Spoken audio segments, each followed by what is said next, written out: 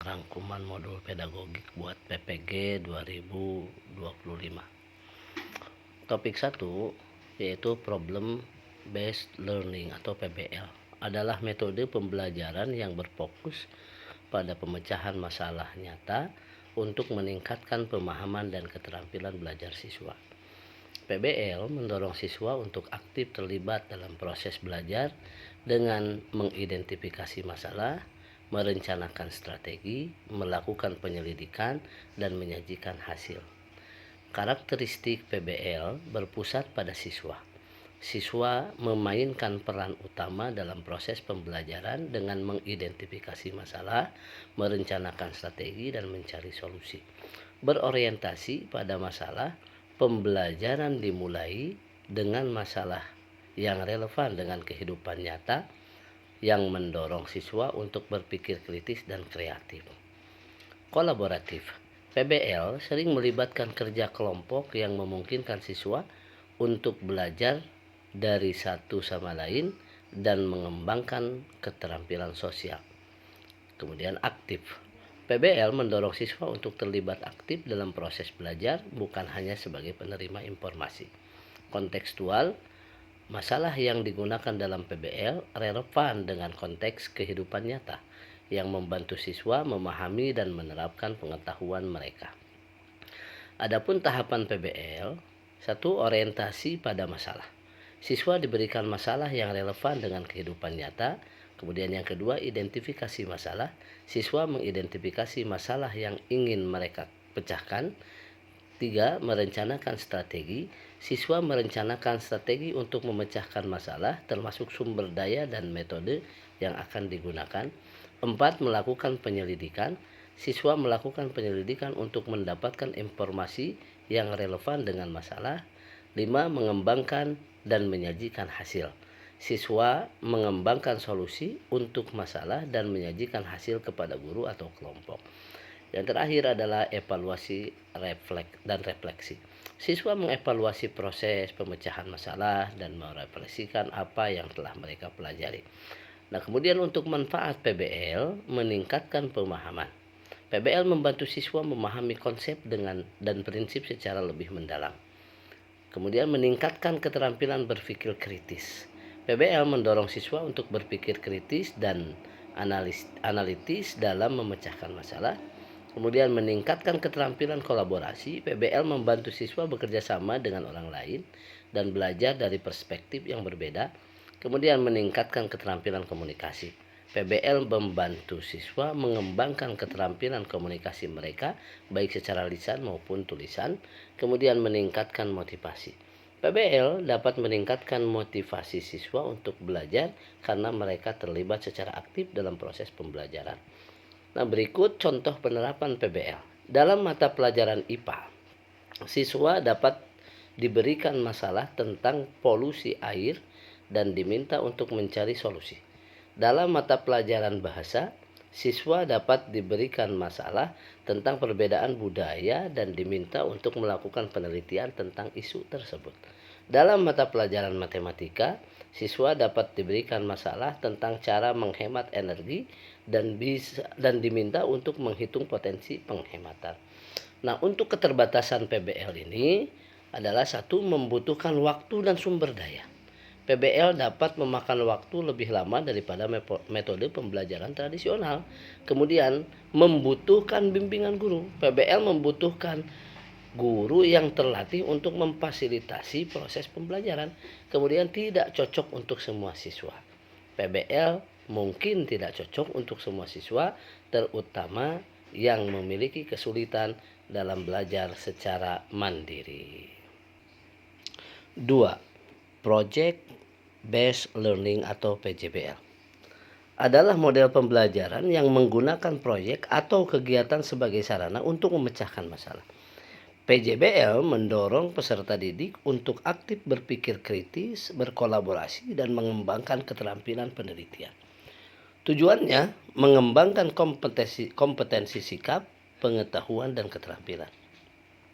Metodenya berpusat pada peserta didik melalui tahapan ilmiah dan berbatas waktu. Adapun produknya yaitu hasil proyek dipresentasikan kepada orang lain, kemudian kolaborasi, berkelompok melibatkan peran teman sebaya, guru, orang tua, bahkan masyarakat. Kemampuan melatih kemampuan berpikir kreatif, pemecahan masalah, dan komunikasi. Kemudian pengalaman memberikan pengalaman belajar yang melibatkan peserta didik secara kompleks. 6 sintaks atau langkah dalam model pembelajaran berbasis proyek atau PJBL adalah: 1. Menentukan pertanyaan penting atau yang paling mendasar. 2. Membuat atau menyusun rencana atau desain proyek. 3. Membuat atau menyusun penjadwalan. Untuk setiap tahapan proyek, mulai dari pengumpulan data, pengerjaan proyek, hingga presentasi hasil. 4. Memonitor pelaksanaan atau kemajuan proyek. 5. Menguji atau memberikan penilaian hasil. 6. Evaluasi pengalaman. PJBL semakin mendapat perhatian sejak kurikulum merdeka mulai diterapkan di banyak sekolah. Artikel terkait PJBL silahkan bisa dibaca penerapan model pembelajaran Project Based Learning atau PJBL atau sintaks pembelajaran berbasis proyek PJBL dalam penerapan Merdeka Belajar. Topik 2. Diferensiasi Based Learning atau DBL adalah pendekatan pembelajaran yang menyesuaikan materi, metode, dan penilaian dengan kebutuhan belajar siswa. Pembelajaran ini mengakui bahwa setiap siswa memiliki kemampuan dan kebutuhan yang berbeda-beda. Tujuannya yaitu memfasilitasi siswa mengembangkan potensi terbaiknya. Manfaatnya menciptakan lingkungan pembelajaran yang inklusif, responsif, dan bermakna. Prinsipnya adalah setiap siswa adalah individu yang unik dengan kebutuhan dan potensi belajar yang berbeda. Strateginya yaitu diferensiasi konten, kemudian proses, lalu produk. Contoh, menggunakan stasiun belajar diskusi kelompok kecil dan pembelajaran berbasis proyek. Untuk menerapkan pembelajaran berdiferensiasi, guru dapat 1. Menyesuaikan materi pelajaran, metode pengajaran, dan pendekatan pembelajaran. 2. Memberikan pilihan-pilihan yang bervariasi dalam hal materi pembelajaran, metode pengajaran, dan penilaian. 3. Membedakan metode, sumber daya, dan penilaian yang digunakan dalam pembelajaran. 4. Membuat soal dengan tingkat kesulitan yang bervariasi sesuai dengan kapasitas siswa. 5. Menentukan tujuan pembelajaran. 6. Memetakan kebutuhan belajar murid. 7. Menentukan strategi dan alat penilaian yang akan digunakan. Sebagai tambahannya ada tentang discovery learning. Discovery learning adalah model pembelajaran yang mendorong peserta didik untuk aktif menemukan pengetahuan baru. Belajarnya melalui penemuan, penyelidikan, dan pemecahan masalah. Siswa yang berperan aktif. Prosesnya berpusat pada pengalaman langsung peserta didik. Tujuannya membantu peserta didik menemukan pengetahuan, sikap, dan keterampilan. Manfaatnya membantu peserta didik berpikir kreatif, menghadapi tantangan, dan meningkatkan keterampilan praktis. Discovery learning dapat dilakukan secara mandiri atau berkelompok. Dalam penerapannya, model ini melibatkan 1. Mengajukan pertanyaan, 2. Merumuskan jawaban sementara, 3. Menyimpulkan prinsip-prinsip umum, 4. Menganalisis dan interpretasi informasi. 5. Memanfaatkan berbagai metode seperti studi kasus, simulasi, proyek berbasis masalah, bermain peran, dan eksperimen. Discovery learning merupakan salah satu model pembelajaran yang direkomendasikan oleh pemerintah melalui Permendikbud nomor 22 tahun 2016. Kemudian yang harus diketahui sebagai tambahan juga adalah tentang design based learning atau pembelajaran berbasis desain. Pembelajaran ini merupakan pendekatan pembelajaran yang mengintegrasikan pemikiran desain dan proses desain ke dalam kelas. Hal ini juga disebut sebagai pengajaran berbasis desain. Ciri-ciri pembelajaran DBL atau Design Based Learning. 1. Siswa merancang prototipe secara kreatif dan inovatif. 2. Siswa bekerja secara kooperatif. 3. Siswa menggabungkan konsep dari berbagai disiplin ilmu pengetahuan. 4. Siswa menyelidiki masalah dan menganalisis kemungkinan kegagalan prototipe. Kemudian 5. Siswa berkomunikasi untuk mendapatkan hasil prototipe yang terbaik.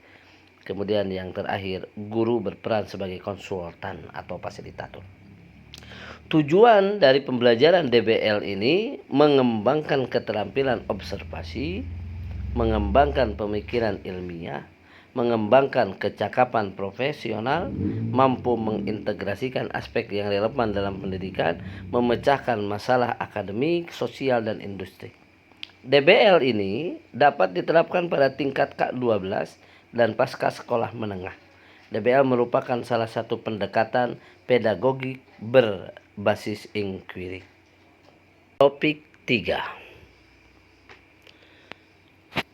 TPACK atau Technological Pedagogical Content Knowledge adalah model pembelajaran yang mengintegrasikan teknologi, pedagogi, dan konten. TPACK merupakan kerangka kerja yang dapat digunakan untuk merancang pembelajaran yang efektif di era digital. Pengertiannya, model pembelajaran yang menggabungkan teknologi, pedagogi, dan konten. Tujuannya merancang pembelajaran yang efektif dan efisien. Manfaatnya membantu pendidik beradaptasi dan berdinamika di kelas. Kelebihannya memberikan arahan baru bagi pendidik tentang bagaimana menerapkan teknologi dalam pembelajaran. Dasar pengembangannya dari metode Pedagogical Content Knowledge atau PCK yang diperkenalkan oleh Lee S. Shulman pada tahun 1986. TPACK dapat diterapkan dalam berbagai model pembelajaran, seperti pembelajaran berbasis HOTS atau HOTS, kemudian model pembelajaran Problem Basic Learning, kemudian model pembelajaran berbasis Android. TPACK dapat menjadi solusi bagi pendidik untuk mengatasi masalah yang ada pada proses pembelajaran. TPACK dapat membantu peserta didik dalam memahami materi pembelajaran yang menerapkan teknologi secara konstruktif. Tambahannya, model pembelajaran HOTS atau High Order Thinking Skill adalah pendekatan pembelajaran yang bertujuan mengembangkan kemampuan berpikir kritis, analitis, dan kreatif pada siswa. Nah, ciri khasnya berpusat pada peserta didik, mendorong berpikir kritis, analitis, dan kreatif. Tujuannya mengembangkan keterampilan berpikir tingkat tinggi peserta didik. Manfaatnya meningkatkan kemampuan berpikir kritis, logis, reflektif, metakognitif, dan berpikir kreatif. Contoh aktivitasnya menganalisis, menyusun penjelasan, membuat hipotesis, melakukan generalisasi, dan mendokumentasikan temuan-temuan. Beberapa model pembelajaran yang berorientasi kepada HOTS diantaranya Problem Based Learning, Student Centered Learning atau SCL, Contextual Teaching Learning atau CTL. Untuk menerapkan pembelajaran berbasis HOTS, guru dapat menyusun RPP berbasis HOTS. Kemudian menyusun materi yang membantu peserta didik memiliki kompetensi dasar tertentu. Kemudian memberikan berbagai macam variasi soal HOTS dalam pembelajaran. Kemudian mendesain pembelajaran dengan melibatkan aktivitas membahagiakan bagi peserta didik. Kemudian memanfaatkan kelompok kerja guru atau KKG dan musyawarah guru mata pelajaran atau MGP. HOTS merupakan 3 tingkatan teratas dari taksonomi Bloom, yaitu analisis, sintesis, dan evaluasi. Topik 4. Deep learning. Yang pertama adalah mindful learning, adalah pendekatan pembelajaran yang menekankan kesadaran penuh atau mindfulness dalam proses belajar.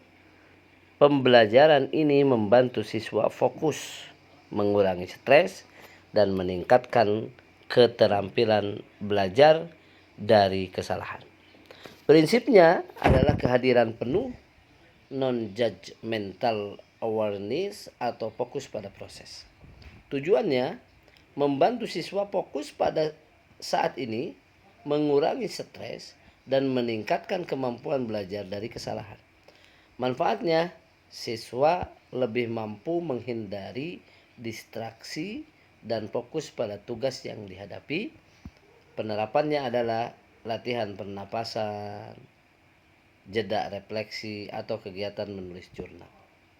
Kemudian ada mindful learning, di mana mindful learning berbeda dengan metode pembelajaran konvensional yang cenderung berfokus pada hafalan.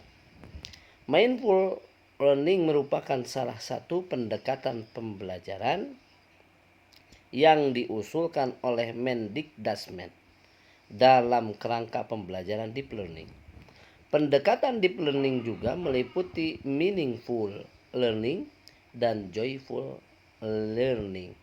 Untuk menciptakan lingkungan belajar yang optimal, ketiga pendekatan pembelajaran ini dapat diintegrasikan.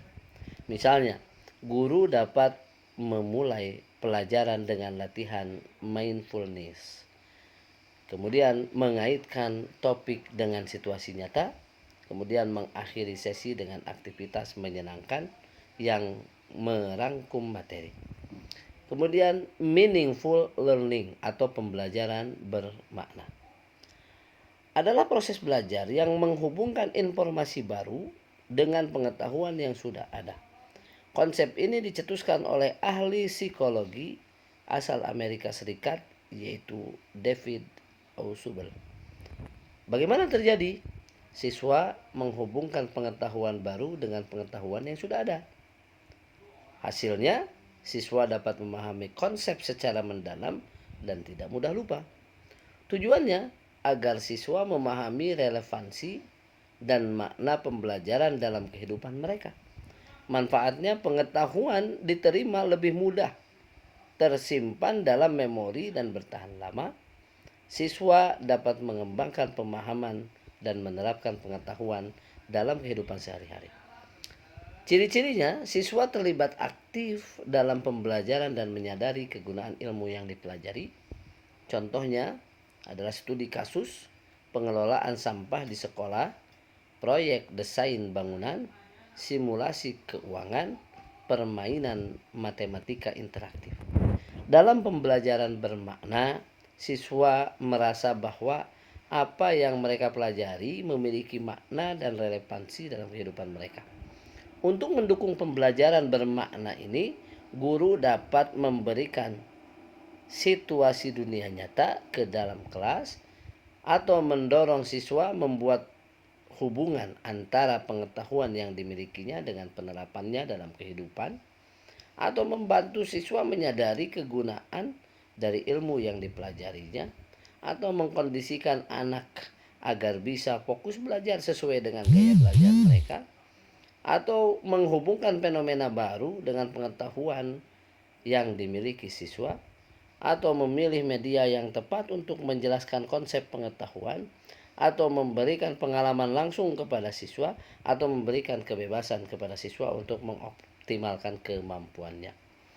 Kemudian ada jenis joyful learning, adalah pendekatan pembelajaran yang bertujuan menciptakan suasana belajar yang menyenangkan, aktif, dan menarik, sehingga siswa merasa senang dan tertarik dalam proses belajar. Ini melibatkan berbagai metode dan strategi yang membuat belajar menjadi pengalaman positif dan memotivasi peserta didik. Lebih detailnya, pembelajaran menyenangkan atau joyful learning berfokus pada menciptakan pengalaman belajar yang menyenangkan dan bermakna bagi siswa, bukan hanya sekedar transfer informasi. Kemudian aktif dan kreatif. Pendekatan ini mendorong siswa untuk terlibat aktif dalam proses belajar, mengeksplorasi ide-ide dan mengembangkan kreativitas mereka. Berbagai metode Joyful Learning menggunakan berbagai metode pembelajaran seperti permainan, diskusi kelompok, proyek kreatif, dan kegiatan interaktif lainnya untuk menjaga minat siswa. Kemudian memperhatikan kesejahteraan emosional. Guru dan lingkungan belajar yang mendukung menciptakan suasana yang aman, nyaman, dan positif di mana siswa merasa dihargai dan dapat mengekspresikan diri dengan bebas. Penerapannya di kelas, Joyful Learning dapat diterapkan di berbagai tingkatan pendidikan, mulai dari SD hingga perguruan tinggi, dan dapat diintegrasikan dengan berbagai mata pelajaran. Contoh penerapannya, menggunakan ice break atau aktivitas pemecah kebukuan untuk memotivasi siswa, atau memberikan pujian dan penghargaan atas pencapaian siswa, atau melibatkan siswa dalam pengambilan keputusan tentang apa yang mereka pelajari, atau menggunakan humor dan keceriaan untuk membuat suasana belajar lebih santai. Topik 5. Layanan bimbingan konseling untuk supervisi klinis adalah layanan yang bertujuan untuk membantu individu baik di sekolah maupun di luar sekolah dalam mengembangkan potensi diri dan mengatasi berbagai masalah psikologis atau sosial. Supervisi klinis sebagai bagian dari layanan ini adalah proses memfasilitasi peningkatan kompetensi konselor dalam memberikan layanan yang efektif. Fungsi-fungsi layanan bimbingan konseling. 1. Fungsi pemahaman diri dan lingkungan. Membantu individu memahami diri sendiri, termasuk kekuatan, kelemahan, minat, bakat, dan lingkungannya.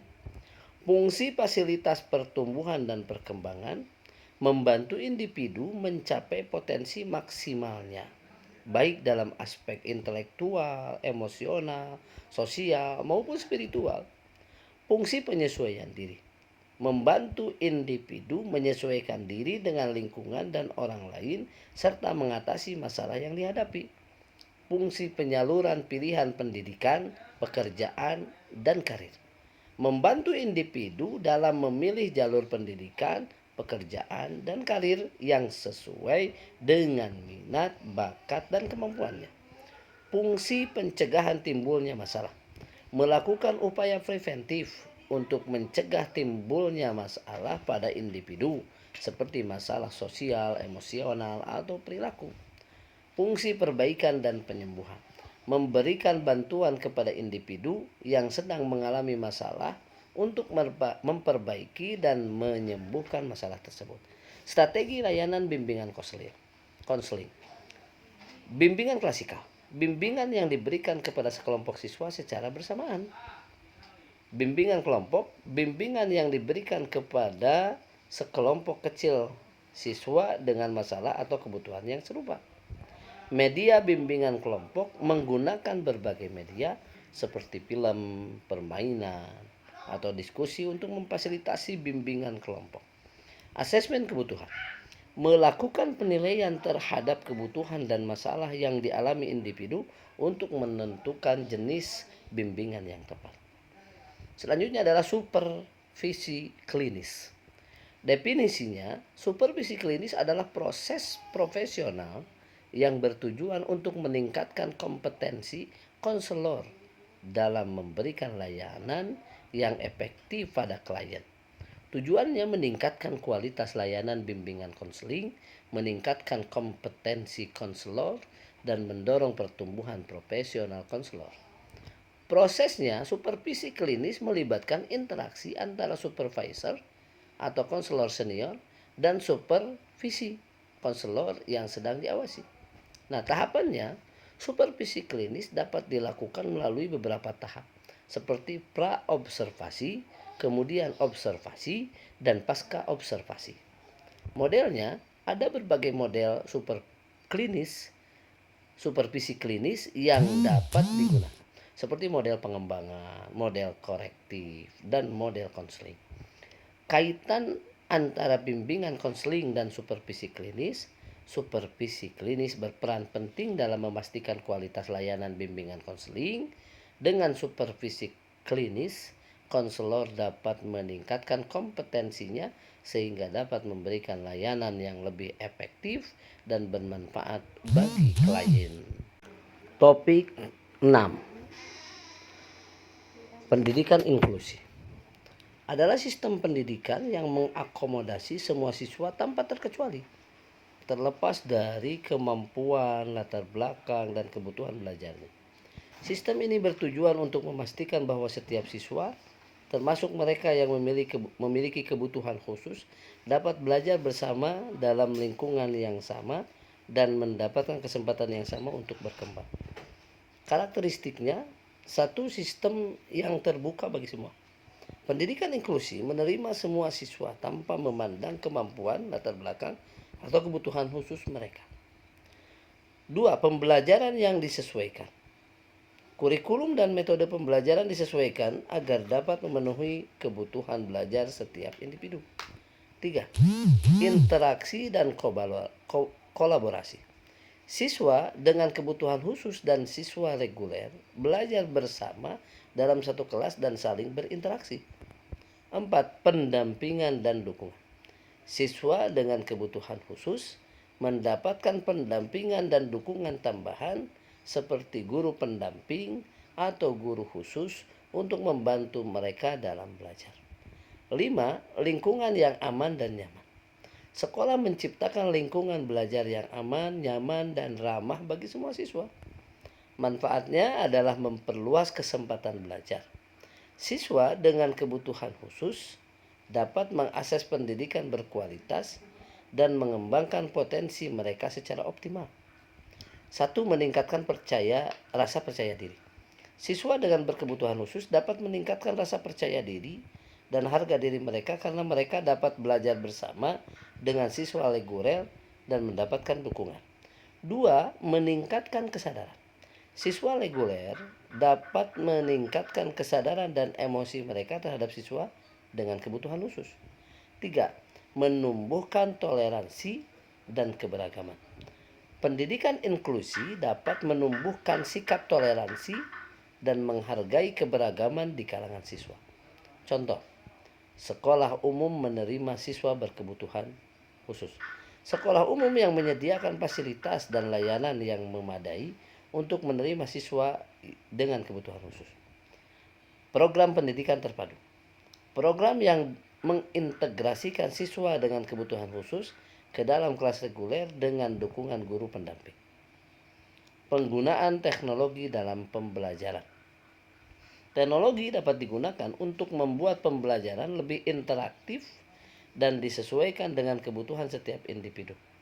Pendidikan inklusi adalah konsep yang terus berkembang dan membutuhkan komitmen dari semua pihak, termasuk pemerintah, sekolah, guru, orang tua, dan siswa, untuk mewujudkannya dengan baik. Topik 7. Gaya belajar Gen Z dan Gen Alpha. Gaya belajar Gen Z dan Gen Alpha cenderung menyukai pembelajaran yang digital, visual, dan interaktif. Kedua generasi ini juga lebih senang dengan pembelajaran yang praktis dan berorientasi pada hasil, learning by doing. Gen Alpha bahkan mungkin lebih tertarik pada konten pendidikan yang bersifat gamifikasi dan memanfaatkan kecerdasan buatan atau AI. Gaya belajar Gen Z. Digital. Gen Z adalah generasi digital yang terbiasa dengan teknologi. Mereka menyukai pembelajaran yang berbasis digital, seperti e-learning, video pembelajaran, dan platform pembelajaran online. Visual. Gen Z lebih mudah memahami materi pembelajaran melalui visualisasi, seperti diagram, infografis, dan video. Interaktif. Mereka menyukai pembelajaran yang interaktif dan kolaboratif, seperti diskusi kelompok, proyek, dan simulasi. Learning by doing. Gen Z lebih suka belajar dengan mencoba langsung, seperti praktek, eksperimen, dan pemecahan masalah. Mandiri. Gen Z memiliki kemampuan belajar mandiri yang tinggi. Mereka terbiasa mencari informasi dan belajar dari berbagai sumber secara online. Gaya belajar Gen Alpha, digital dan visual. Sama seperti Gen Z, Gen Alpha juga menyukai pembelajaran yang digital dan visual. Mereka bahkan lebih akrab dengan teknologi dan mungkin lebih tertarik pada konten pendidikan yang bersifat gamifikasi, interaktif, dan kolaboratif.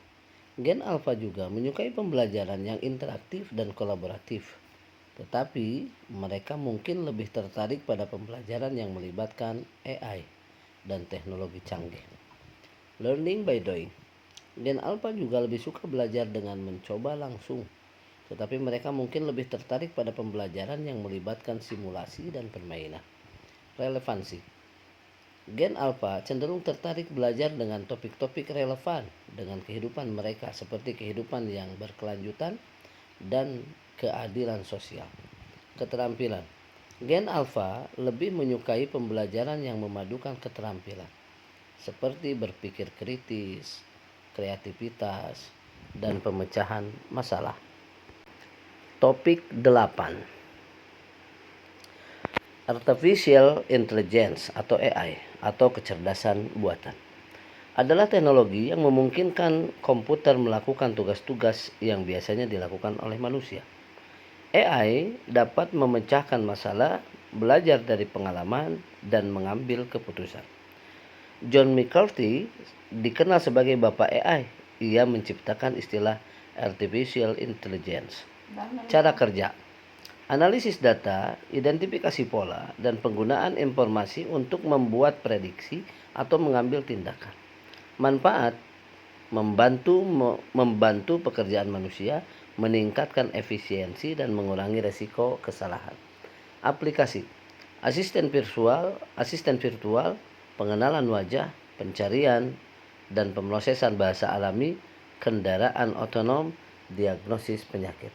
Tantangan: masalah keamanan data, kebijakan privasi, keandalan model, dan integrasi dengan infrastruktur. AI dapat diterapkan di berbagai bidang seperti kesehatan, keuangan, manufaktur, bisnis dan legal, transportasi, keamanan, energi, dunia hiburan, retail, dan semikonduktor. AI terus berkembang dan memiliki potensi besar untuk mengubah cara kita hidup dan bekerja, namun penggunaannya juga harus dilakukan dengan hati-hati, mempertimbangkan kekurangan dan implikasi etis yang mungkin timbul.